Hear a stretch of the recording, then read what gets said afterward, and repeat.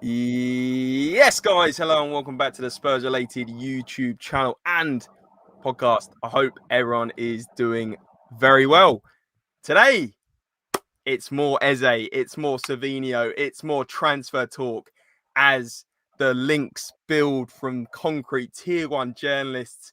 Fabrizio Romano giving everyone that's a Tottenham Hotspur fan a smile this morning. 7 o'clock, he tweeted the Spurs are in talks with EZE, and we're going to bring you up to date with the latest and everything to do with Spurs transfers. Because I tell you what, the next 24 to 48 to 72 hours feels very, very significant and pivotal in terms of whether it's a 10-10 window, it's a 3-10 window, or it's in between. But I'm delighted to be joined alongside my friend Spurs Undercover, aka Sam, who is becoming quite a regular on the channel. It's good to have him on. Sam, how you doing, mate?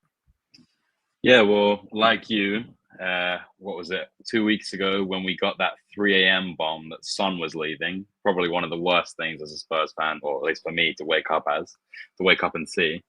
And then this morning, as you say, wake up and see the transfer potentially happening for a player that we've all probably, I'd say at least 80% of the Spurs fan base has tried to manifest for the last 2 seasons. It feels like, it's finally come full circle and we're getting repaid for years of loyal patience, you know. So Absolutely. I'm pretty good, and I hope that the chat is good. And big up Cantab, and let's get into it. Absolutely, mate.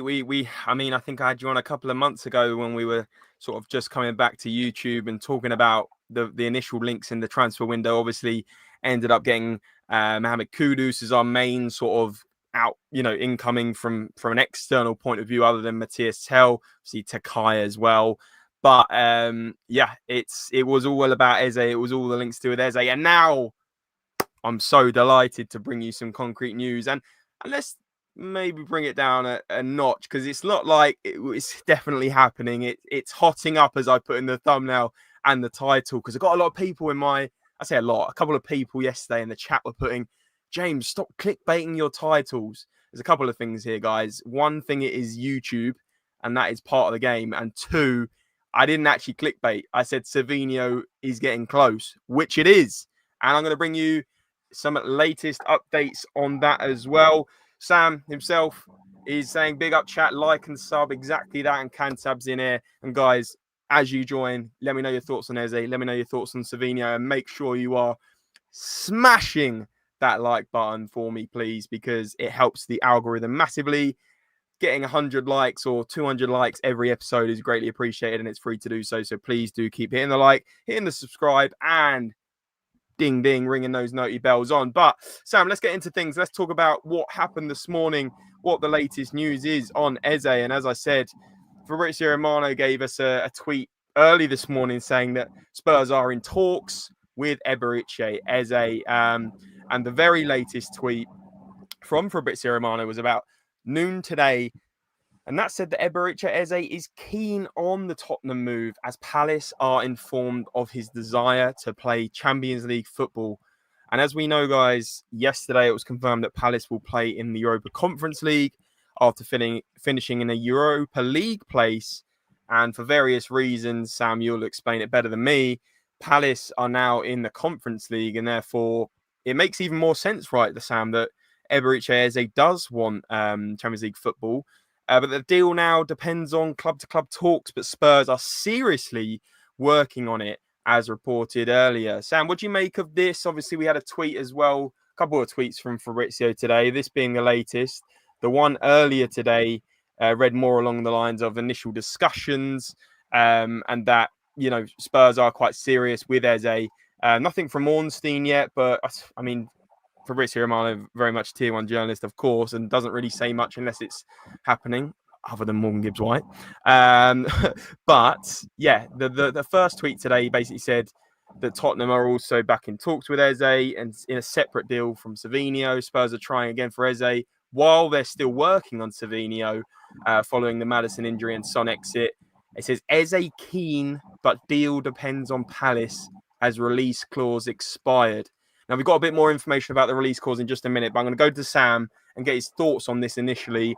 And guys, put in the chat if you're happy about this Eze news, because I was saying on the channel yesterday, if we get linked with Eze again, I'm going to be so happy. So Sam, what's your thoughts? And do you think this Champions League factor, that's that nugget in this section here, is important? Well, if you bring up David Clark's comment, I think that this is a very valid fear, right? That this is another one of these, like when we bid for Gahey at the death, in January last year. One of those ones just to say, like, we tried. What I've read about the release clause is, well, not about the release, about Palace's stance on Eze is that basically, release clause or not, they want 68 million. That's the money that they want to see. So if that is the case, then the club can't hide behind it if it comes out that they only went to 55 plus add-ons, and if Palace wanted 68, Yeah. So for me, obviously, I'm pretty excited. I think that it clearly is a deal that we've been working on for a while in terms of seeing if there's interest. He's obviously a base client, and base, if people don't know, are like a big partner with Spurs. And I just think that a lot of the puzzle pieces kind of fall in place for him to come to Spurs. And if you really want to read into the conspiracy theories, Son's been tapping him up for 3 years, at these like Burberry events, and you see all these videos getting Surely put not. out.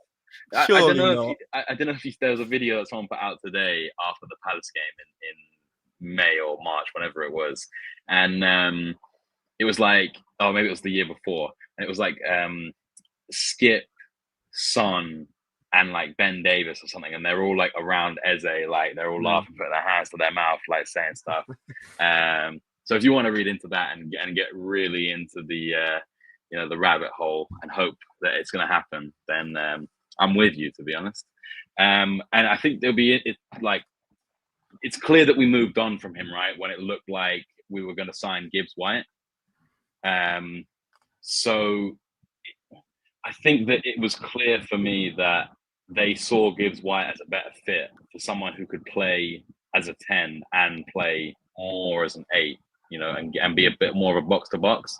Whereas I don't know if Eze necessarily ticks that more defensive line. I mean, I'm sure we could find the stats at some point, but sure, what Eze does offer is versatility in the attacking line, which, as we know, is slacking in comparison to a lot of teams out there.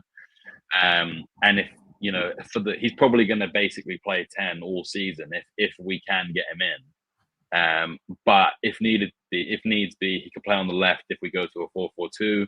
Or he can even play sort of a bit further forward if we play a 3 at the back formation. But we saw him for England also play left wing back. Not that I want him to play left wing back, but he did play there, quite well, I thought. But overall, I'm very excited.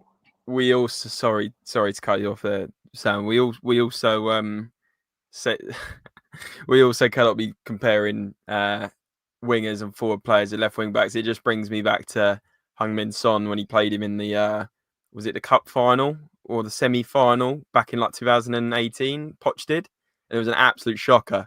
I don't know if you remember that one, but vaguely.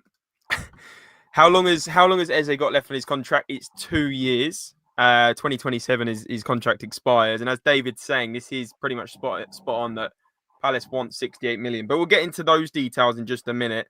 Sean is in here saying Savino, Eze, Mikatwedze, Vanderson, and we are competitive. I haven't heard much about Vanderson. I don't know how concrete. Last year we were linked to him quite a lot.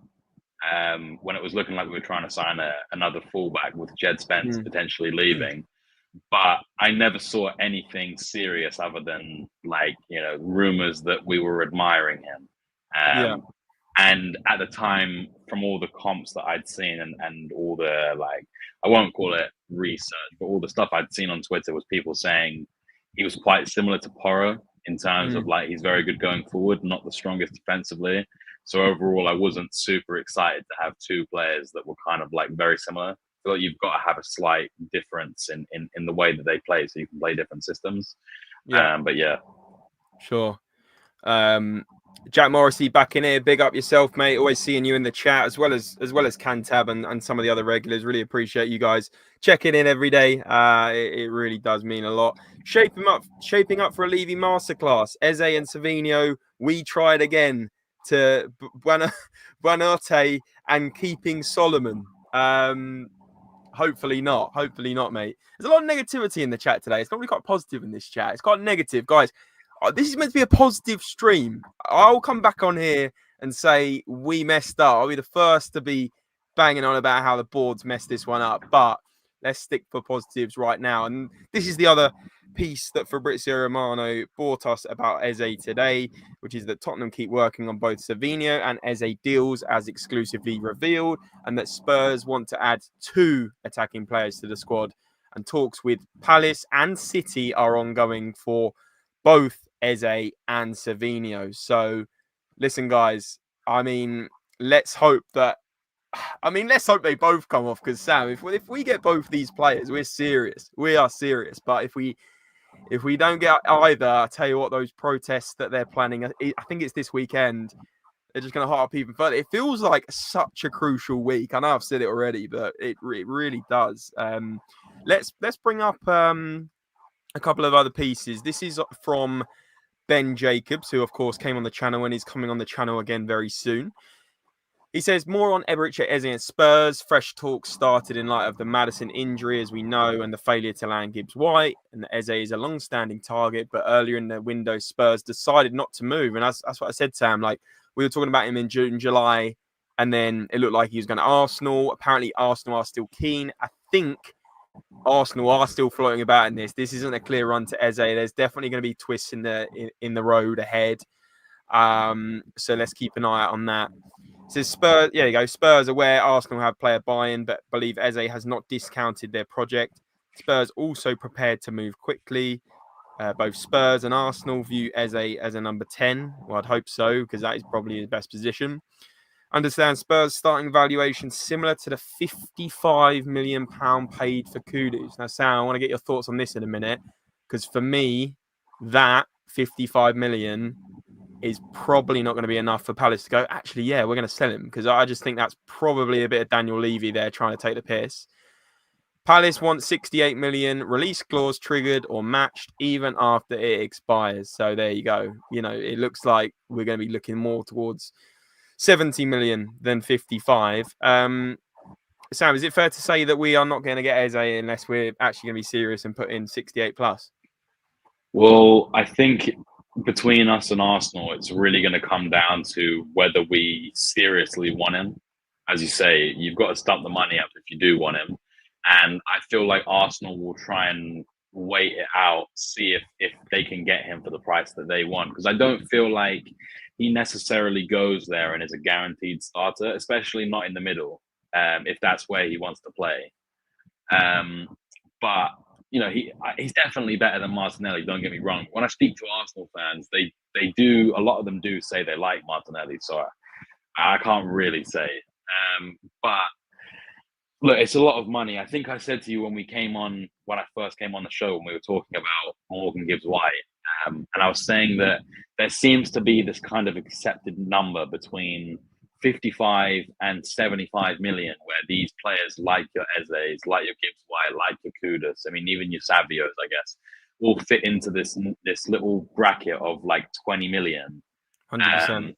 Where it's all kind of fair game. If you can get them for cheaper, obviously it's better, but that seems to be where other clubs are looking at the players that are available, and they're saying, oh, if, you know, Kudus is going for 55, we want another 10 million for Eze because he's more proven, and he's just won 2 trophies. We can call the Community Shield a trophy when it's Palace, but not for Arsenal. But sorry, yeah, I lost my train of thought with your question. Yeah, I mean, you've lost the train of thought with your question. Also, this in the chat is crazy. Donna Cullen back again. It's been a few weeks actually, Donna. Appreciate you coming back in the chat. We'll bring it back on track in just a second, Sam, because I know you've just you said lost your train of thought. I'm going to go back in the chat and read out some of the comments. Gary's in here saying, thing that worries me is Levy trying to penny pinch. Cantab saying 68 million over 18 months is doable. David saying, if Levy was serious about buying Eze, it would have already been done. There's no complications. It's 68 million divided by 3. Spurs only have 3 players that are paid over 100k a week. That is true. I think one of them is Maddison. One of them was Son, obviously. Romero, the other, and probably, I can't remember who the third one is. Sam, you'll probably be able to tell me. But yeah, interesting. Shaping up for a Levy masterclass. We've already talked about that. Trying to reverse psychology, says Jack. Hoping we get both. Big up to you both. Big up yourself, mate. What else have we got? I'm just scrolling through the chat. It's been a lot of comments, guys. El Canoes incoming, says Terry Wright. El Canoes. I don't know where you've got that one from, but we have discussed El Canoes and we've discussed Paz as well, being another option as the 10. So interesting stuff. Sam, I can see you smile. I'm guessing there's something else coming up in the chat in a minute. If we don't end this window with a front four of Kudus, Eze, Savino, Solanke, then it proves that in another Champions League season, this club is SH1. Can we win the league, says Abdul Rahman? No, we can't. But appreciate the positivity. Even if we get these 2 signings, it just means we're more serious to challenge for the top, 6, Sam, would you say? Yeah, I think that sort of anywhere between 8th and 5th is where we, obviously 5th is the aim, but anywhere in that, if we fall there, I wouldn't be too upset, as long as there's progression. I don't know. But then also, James, you can never say never with winning the league, because I doubt that Leicester thought they were going to win it, Sure. Interesting stuff going on in the chat right now. The 3 on over 100k a week is Romero, Kulusevski, and Maddison. Spurs diehards in here. Big up yourself, mate. Saying good evening, James, Sam, et al. And we want another striker, not Dom. A lot of people going against Dom Solanke already. I think it's interesting. I want to give him a good season with good players around him because he wasn't getting the delivery, he wasn't getting the service. He had that injury. I think he's got a shot at having a really, really strong season. Maybe those Bournemouth numbers we were seeing where he got 19 Premier League goals in the 2023 Premier League season. But guys, really overwhelmed by the comments. There's nearly 200 of you in the house. Really appreciate all your support. We're 20 minutes in. We're going to go for another 20, 30 minutes, I believe. We're going to talk about more about Eze, more about Savino, and more about other links. And of course, we've got a huge game. Sam, we've been talking about transfers. We've got a huge game tomorrow in the Super Cup against PSG in Udinese, which we haven't even touched on. So really excited to talk about that. Guys, the chat is going nuts. I haven't seen it go this nuts for a while. If you did want to skip the queue, you want to ask us a question that we bring up on the chat and we discuss live on stream, there is the super chat option below. I think it's a thanks button. You can do it for as cheap as £1 and you can create a talking point for the stream right now. There's also a membership option. We currently are looking for members to come on a member show regularly, maybe once a week, to discuss the matches and discuss everything to do with Tottenham. I feel like that could be like a fan phone-in rant show. But yeah, membership is in the description below. If you just open up the description, it's in the top line and you can become a Spurs-related member. Let's see who's going to be the first few. But, Sam, crazy stuff going on in the chat, like I said. Guys, there's, like I said, nearly 200 of you in the house. Please do also make sure if you don't want to do the super chat, you don't want to do the membership, please smash the thumbs up because that is free to do so. And subscribe if you are new to the channel. Bring them those bells because we're going live pretty much every day and you'll never miss us going live. But let's bring it back in. Let's talk a bit about Savino, Sam, because I found this stat earlier. And interesting stuff. Under 21's most progressive carries per 90 in the top 7 leagues. Got Savino above Lamine Yamal, Jamie Gittins, Mika Götze, and Malik Fofana with 5.46 per game. Now, I've seen a few mixed things about Savino. I'm going to get my point out there and I'll back it from yesterday. He would be a sensational signing if this one comes off. I think he would offer absolutely something new on the left-hand side. My only question mark is that we have Matthias Tell right? That is technically the one that we've banked on, we've put as a permanent signing. So my question mark would be, I think Savino is an upgrade even on Tell, but I don't quite understand why we bought Tell if we're now going for a natural left winger, because Savino mainly plays off left. I know he can play off the right. So that's my question for you, Sam, is why are we going for Savino? Because I think it's a good move. I think he's a great player, and I think he will get in our starting 11. But then that's question marks over Tell, right?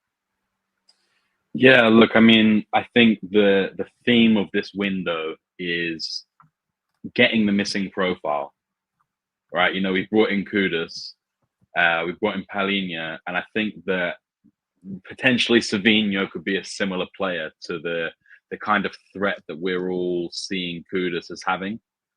And I think that, you know, when we watched the few games that he played against us specifically last season, yeah, he every time he got the ball, I was genuinely terrified. It was like, you know, step over this way, step over that way, body feint, beat a man, get a shot off. I remember he had one sort of left foot effort that just curled past Vicario's post that had him scrambling. But I think that they're just looking at this thinking that, again, he's versatile, so he can play across both wings if you need him to. But also, he is a player that seems to have a very high ceiling. And I think that Tell will eventually be a striker rather than playing on the wing. I think that they're playing him on the wing, you know, almost like playing Modric on the wing, because it's a necessity rather than him playing up front. He's not there yet, but he's clearly good enough to offer something. So I wouldn't be worried if I was Tell. I mean, I know they're both a similar age, but as you say, Savino can play on either side, and also Tell can play up front. And we're competing in 5 competitions next season, or whatever it is, 5 with the Super Cup. So it's like there's going to be time for Tell to play, regardless if Savino comes in. Yeah. So you reckon that Tell could play up front with Solanke, or do you think he's there as a backup for Solanke, and then therefore Richarlison is then out of the mix, right? Yeah, I mean, I think it could be both, and I do think that ultimately Richarlison's the most sellable forward right now. Mm-hmm. And as much as, you know, I love Rishi for how much he loves the club, I love him for his shithousery. I rarely say I love Rishi for his football ability. You know, not to say he's not a good player. I wanted him when we were linked to him. I thought he was going to be a good signing for us. Unfortunately, as the old cliche goes, the best ability is availability, and he fails that 9 times out of 10. So unfortunately, it is probably long overdue time to say goodbye to Rishi. And I think that means you have to bring in another forward on top of this, because you can't go into the season with just Solanke and Tell as your striking options, in my opinion. Because, as I said, Tell's not there yet. And Solanke, as much as I really like Dom, he needs to show us that he can be prolific. I know you mentioned about his Bournemouth days, but I think that, you know, it's all well and good talking about the past, but we're investing in the future, and he needs to deliver. Yeah. And Lancashire's gone to Oxford, hasn't he? So yeah, that he's not an option on the backup. Yeah, I think if you're right, if we get rid of Richarlison, then there needs to be another option there for sure. But I think I agree with the chat on the whole. A lot of people saying Tell will eventually play up front, and I know you've just sort of illustrated that as well. My concern is around his finishing at the moment, and I know you said he's not the finished article, but for me, Tell's main attributes are pace, dribbling, and agility, which indicates he'd be more of a winger. And if he's going to be playing as a striker and acts as a striker that plays off the final man and does them for pace and then finishes, the big part he's lacking there is finishing. His finishing is not great, and I'm not going to get on his back now. I really want to see how he performs this season. I've made it very clear on this channel that there's too much Tell hate going around on social media because we haven't really seen enough of him.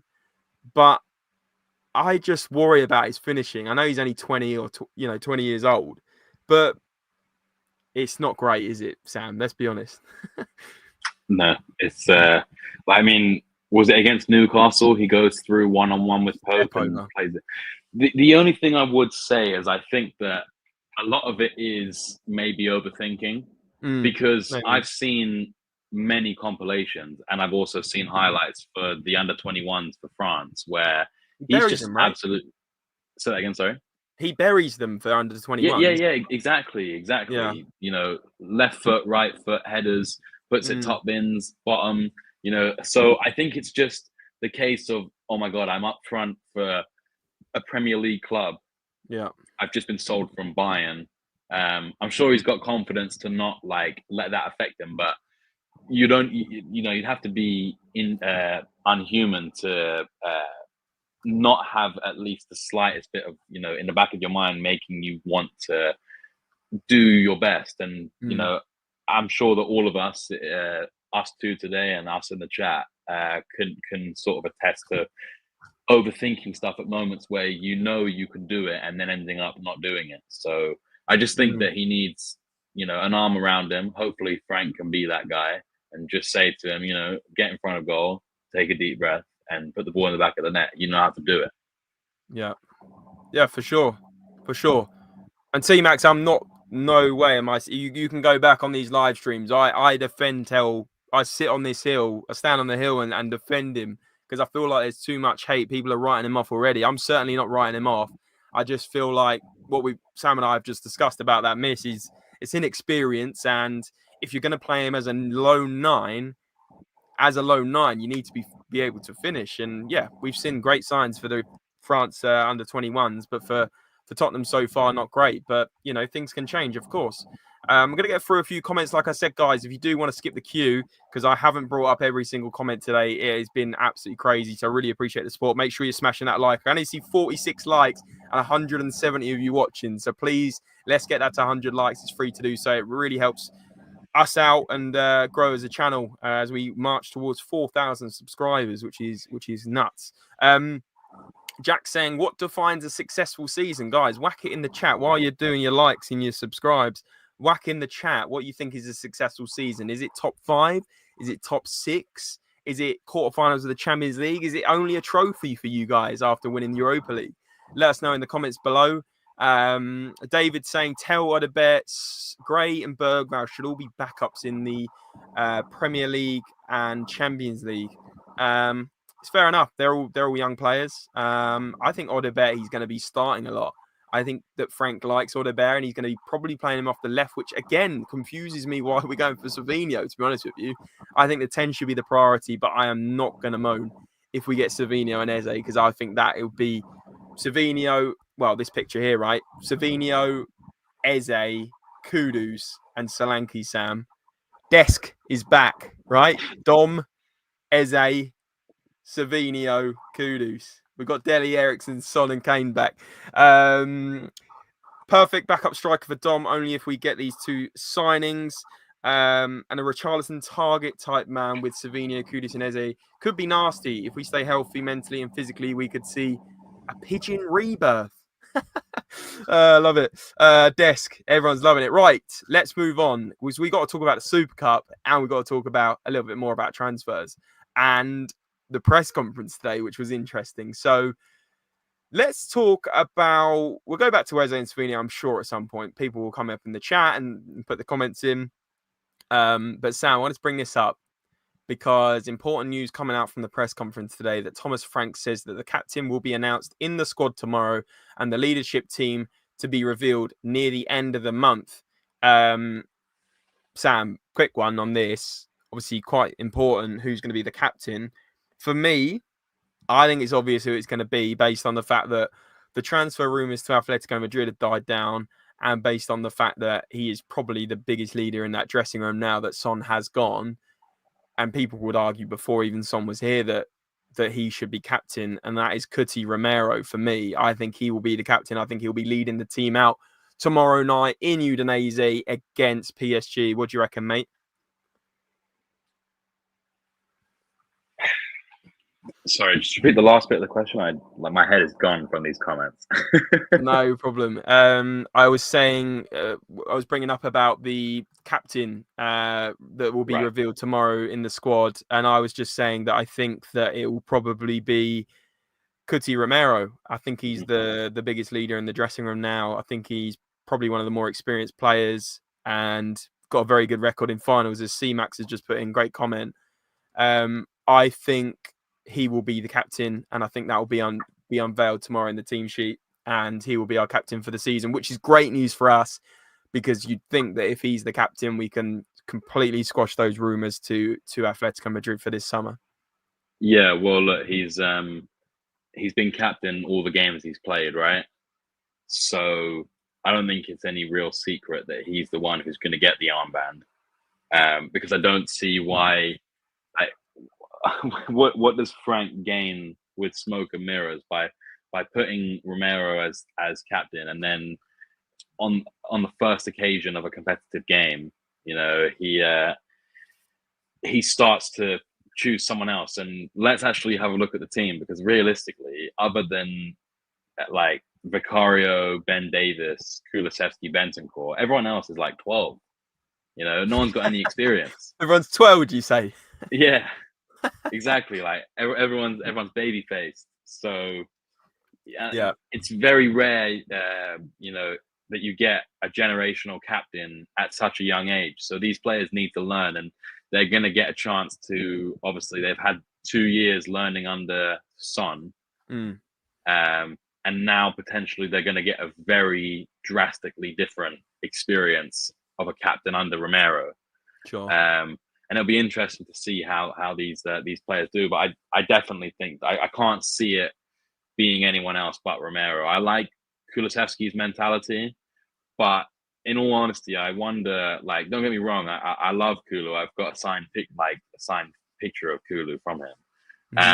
But I do wonder if he ends up, moving on in the next season or so, if he doesn't quite fit the mold of what Frank's trying, because he is a bit of a weird anomaly. Kulu, I feel like, he doesn't really have like a best position. He's kind of good in a floating role, but you need the luxury. And not that he's a luxury player, because he works really hard, but you need the luxury of being able to have that fluidity of your system. And in the Premier League, that very rarely happens. Sure, absolutely. I think to summarize on this point, I think it's going to be Cuti Romero. I think I can't see it being anyone else. And like you said, he's already been the captain for a lot of the friendlies. Dave's saying captains don't matter in football. There's no influence on the tactics. As Souness once said, every player should be a captain.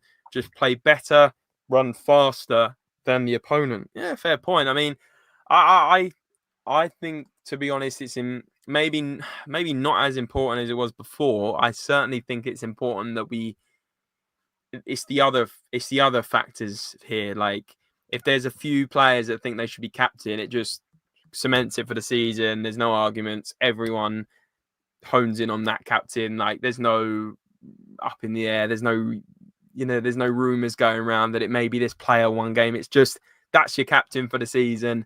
That's that, bang. Maybe you have your vice captains, Ange chose James Maddison, didn't he? And Romero. So maybe Madders would be vice, but obviously he's out for the season pretty much. I don't know who vice would be, Sam. I'm just trying to think. Maybe Vicario. But again, probably not the end of the world. And Cantab saying, "Come on, Captain Romero, bring the Supercar." Has he not, he hasn't lost the final, has he? Am I wrong in saying that? No, you are correct. That's crazy. That is crazy.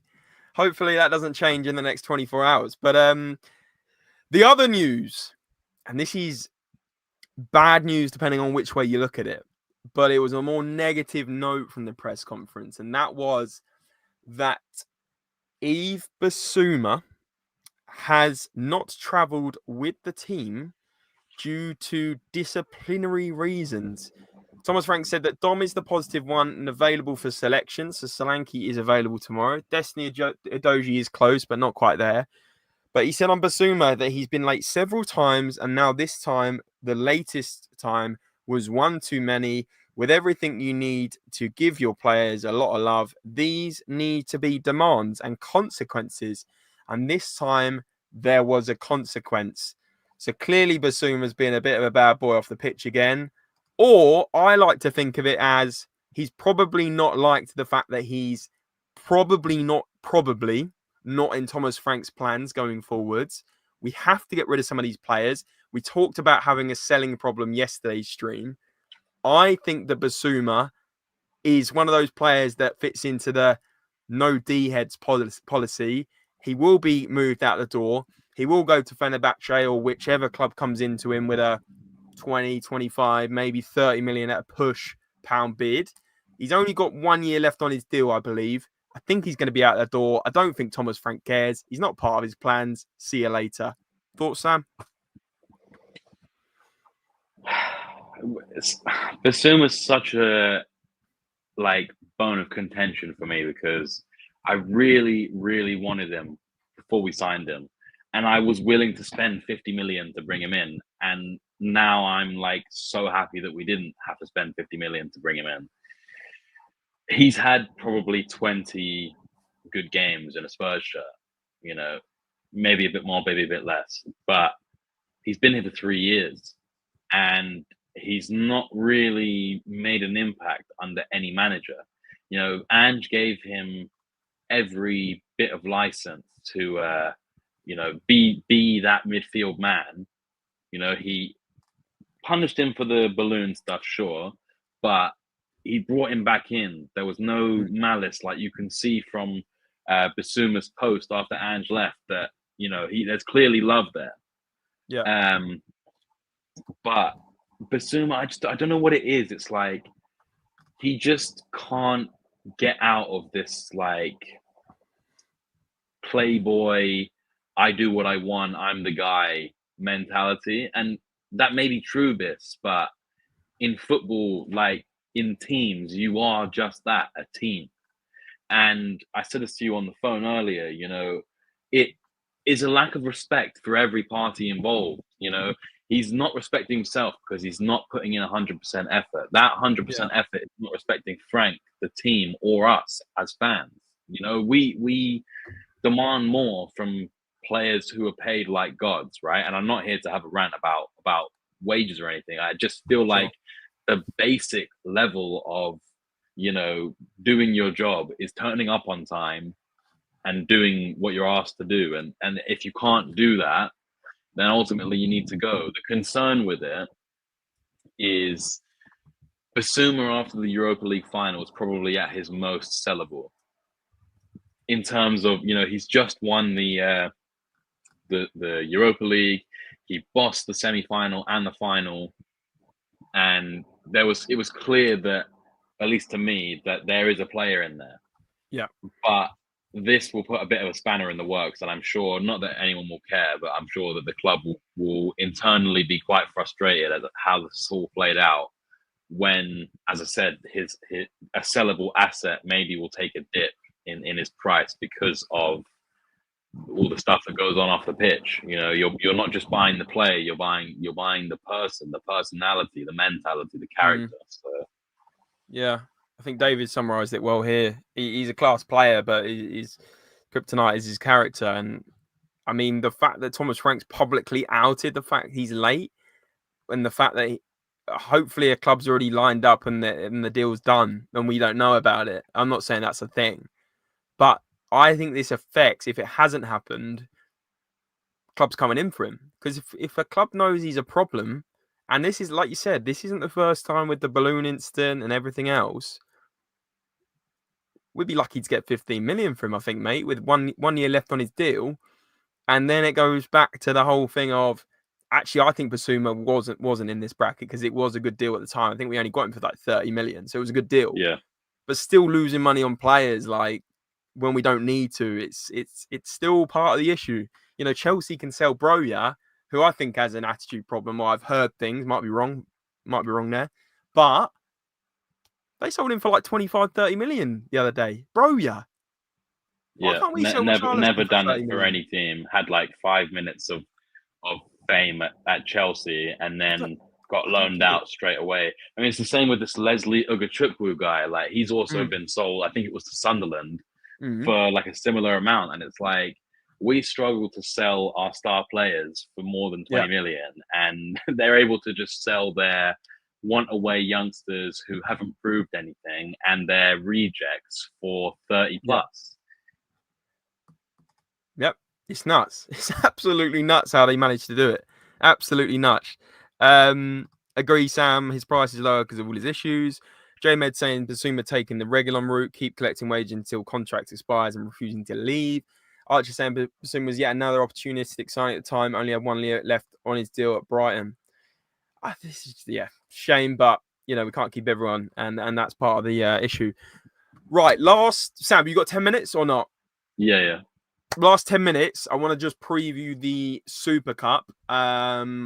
Before I do so, still 160 in the house. Really appreciate all the numbers today. I hope you guys do enjoy these streams. It's great to see so many regular faces keep coming back, and I feel like we're building a great community here. So I really do appreciate it, honestly. 70 odd likes. Let's try and get that to 100. It's free to do so below. Subscribe if you are new. All sorts of content coming. I'm going to do probably a more in-depth preview on the cup final later on, so turn on your notification bells to not miss that, and get in the comments early and let me know your thoughts. We are going to bring up some predicted lineups very quickly in a minute, and as I said before, so many comments coming up. Apologies if I didn't bring your comment up, but if you want to skip the queue, create a talking point for the last 10 minutes, super chat option is available below, as well as memberships in the description. But that's not a good start. PSG 6-2, I don't like that.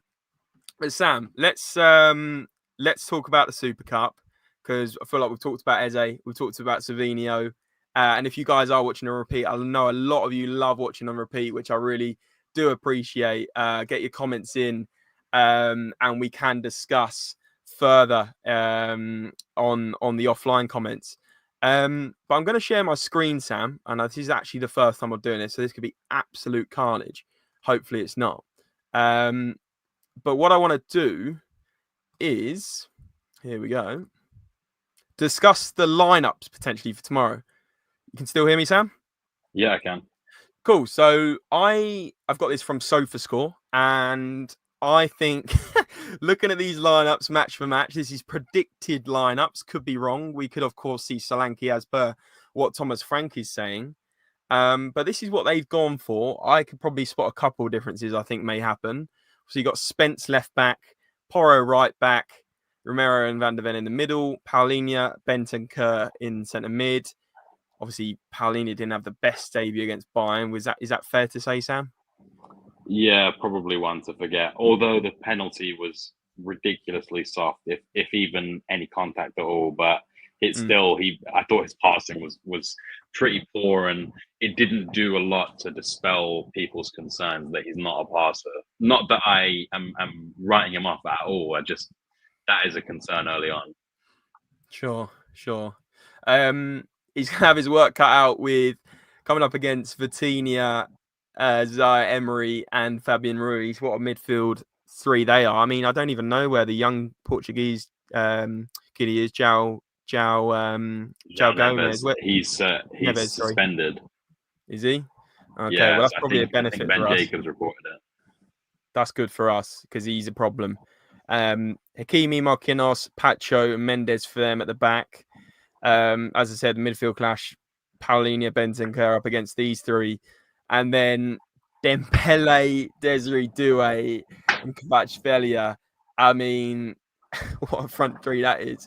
Obviously, our front four isn't great. Johnson playing off the left. Do you think this will happen? That's kind of what we've seen him do so far, so I can see it. I basically do think this will be exactly our team, to be honest. You do?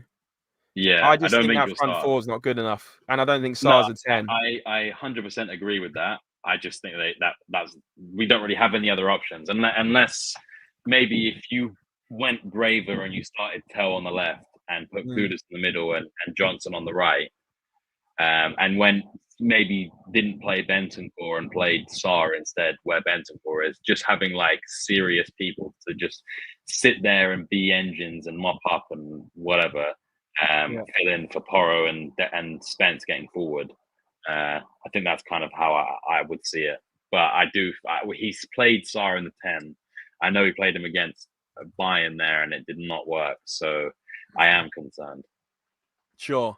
Before I come to you, Sam, and get your overall predictions on the game, which I'm do you know what? I rarely predict a loss on SpursRelated. That's my tradition, but I'm going to be realistic on this one, especially looking at that difference in lineup quality, in my opinion. And I agree with the comment that's come in again from C-Max. Our back four is elite. And Sam, I know we spoke about this offline. I'm going to make a point. I think our back line is elite, other than I don't think Spence is a left back, but you disagree. Do you think Spence is a left back, Sam? Look, I don't know if he is a left back, but my concern last season with Porro, and people were right to criticize him, was that he just kept getting caught out and caught out. And every time Spence played on the left, I thought he looked really good. Whereas when he played on the right, he was having the same issues as Porro. Yeah. And so for me, I think it was a system thing, and I need to see Spence on the right again. Obviously, he earned his move to Spurs from being a right wing back. So he obviously is a good fullback, but I'm interested to see kind of how he plays. I don't necessarily. I mean, I don't agree with you about him not being. I don't know if you're saying he's not a good left back, or you're just saying he's not a left back. I think he's deputizing there pretty well. Yeah, I mean, he did get a bit rinsed in the Bayern game. Yeah, not his best game. I just think when your strong foot isn't that side, I think it's a problem. No. But what about the Arsenal game? What about the Arsenal game? He locked up that left-hand side. Sure. He was probably, in fact, I would go as far as to say he was probably our best player if Sarr hadn't scored. Yeah, I think that's fair. I just think I prefer him on the right. I think he's a right back, and I think it's plugging a hole. It's paper mache over the cracks. It's if you don't have Udogie available, do you then need a backup left back that can come and do that? And that's been the question all summer, hasn't it? Do we need another left back? I think we do. I don't think it's a priority because I do think Spence does an okay job there. I just don't think he does as good as what he does at right back. But we know he's not going to get into right back because of this man Pedro Porro. So anyway, let's get in the chat now, guys. Your score predictions for the game tomorrow, which starts at, I believe, 8:00 in Udinese. Or is it 7:45, Sam? You'll probably be able to correct me if I'm wrong. Interesting game. I am going to start off the score predictions, and guys, I'm going to bring every single one up in the chat while you're going into the live chat, and let me know your score predictions. Let's get those 80 likes to 100, please. That would be greatly appreciated. Sam, I'm going to start off with a score prediction of 3-1 PSG. Are we just going with like our actual predictions, or are we also adding in like a Spurs prediction in there, just like what you think could happen, but it's very unlikely? I just think I've got to be honest. Like, I just don't think, if you like bring it up once more, if you look at those teams, I know sometimes on paper, like you look at Palace, they beat Liverpool at the weekend. Not many people were expecting them to win the Community Shield, but from how good PSG were last season, and I know they got absolutely battered by Chelsea in that Club World Cup final. I think that was a bit of a one-off. I just think it's such. Also, got to mention what has happened with Donnarumma, because he's linked with Chelsea, isn't he? Yeah. So I read today that, because obviously I didn't watch the Club World Cup. Apparently they played the Safanov guy the whole time, and they didn't even bring Donnarumma out. Right. To which he was obviously very unhappy about. And I can't remember exactly what I read earlier, but it was something along the lines of, sooner or later, Donnarumma will leave PSG. It may not be this season, but next season he will definitely be gone. So it's interesting. I mean, I'm actually not a huge fan of Donnarumma. Obviously, he did us dirty in the Euros by saving pens. Like he's obviously a good shot stopper, but for how big he is, I actually don't think he commands the box well at all. In fact, every time I watch PSG, he's their weakest link, and crosses come in, and as I said, considering how big he is and how big his frame is, he does not catch balls well at all. And I think the season before last, when PSG went out to Dortmund in the Champions League, he flapped at like 4 or 5 really easy balls to claim for a goalkeeper of his stature. And I think they scored off at least one of them. So I can understand why PSG feel like they need to upgrade. I've got no idea about this Safanov guy, except for that they signed him last year and he's Russian, I think. Right. So he has an absolute stinker, mate. Yeah, look, I mean, if you're asking me my general thoughts, I have this like horrible feeling that we're gonna end up drawing like 1-1 or 2-2 in the game, and we're gonna lose on pens. I know that people are like, oh yeah, we're gonna lose 6-2, we're gonna lose 8-2, and I that 100% could happen. The only reason I think it will be closer is because we've now played 5 or 6, games of preseason, whereas this is literally their first game back, and they've had like one training. I think what I was hearing is they've had like one training session or a week of training before this game, so they are gonna be tired. So I think that we will be able to score because they won't be as resilient. But I think their quality will also mean that they can just score against us regardless. And we saw them in the penalties in the Champions League. I mean, they were ice cold at Anfield. All of them were very calm. And also, I know it's not the same goalkeeper, but I've still got PTSD from that Fulham penalty shootout with Fraser Forster in goal. And I just can't imagine us winning a penalty shootout. That was a while ago, mate. That's 2 years ago. I told you, I'm still traumatized. Okay. Yeah. This, what's his name? Chevalier or something. It'd be interesting to see. Sofanov? What are people putting? Okay, what are people putting in the chat here? Oh, haven't PSG signed that French keeper as well? Interesting. I think the lineup that we brought up. Sorry, say again. I don't know who the French keeper is. I don't know what in my mind. The only one I can think of is Magnon from AC Milan, but I haven't seen anything. PSG confirmed signing a goalkeeper, Chevalier. Got it. Right. He's from where they signed him from? Lille. Right. So yeah, apparently he's good.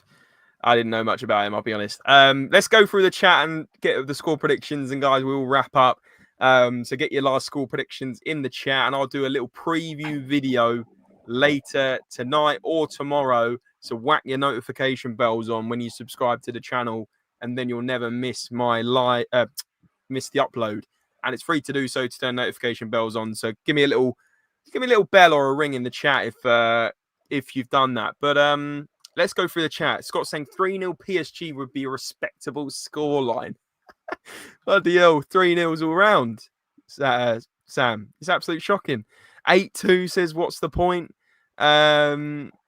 4-0 says Abdul Rahman to Spurs. Like it. A little bit better there. Don Carly saying 2-1 Spurs. Wow. What's the point? Just loves it. 4-1 to PSG, says Roy Park. And 2-1 to us if Dom Solanke's playing, says C Max. Sam, what was your last score prediction? You said a lot about they'll score, we'll score. I didn't get your actual scoreline. Yeah, so I in my mind, I'm thinking for some reason or another, I'm thinking it's going to be 2-2 and we'll lose on pens. 2-2. Sorry, you did say, yeah, 2-2 and you lose on pens. Okay. Does it go to extra time? No, it goes straight to pens, I think. Okay, that's probably best for us for Saturday. I mean, we've got Burnley to preview, which is in 4 days' time, less than 4 days' time now. I mean, there's so much to talk about. I'm tempted to do a live stream tomorrow, guys, reacting to the Super Cup.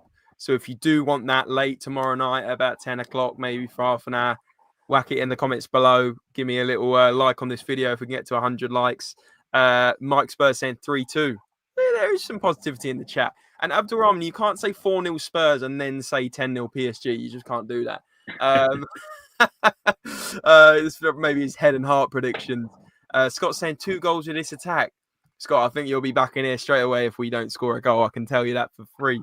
But guys, really enjoyed that live stream. That was an hour rounding up EZE Savinho. I will put some timestamps in if that does help you go back to certain bits. Before you all click off the channel and click off the live stream, please do me 3 favors. Smash the like on this video. Smash the subscribe if you are new, as well as the notification bell.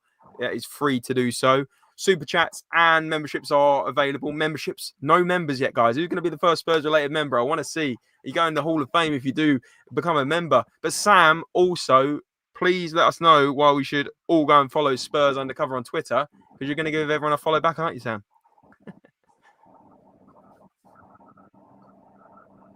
No comment.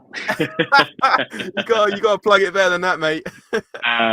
No, look, like, I feel like I'm very unapologetically me. I put my opinions on quite a lot of things. Like I'm not obviously not a premium X user, so I've only got my certain number of characters. But I did put like a small piece on how I felt about Crystal Palace's club statement in regards to this whole Europa League, UEFA like Conference League.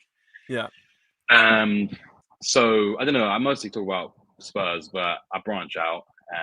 Obviously, last time we were on here, I did my Son. We spoke about Son, I believe. Mm-hmm.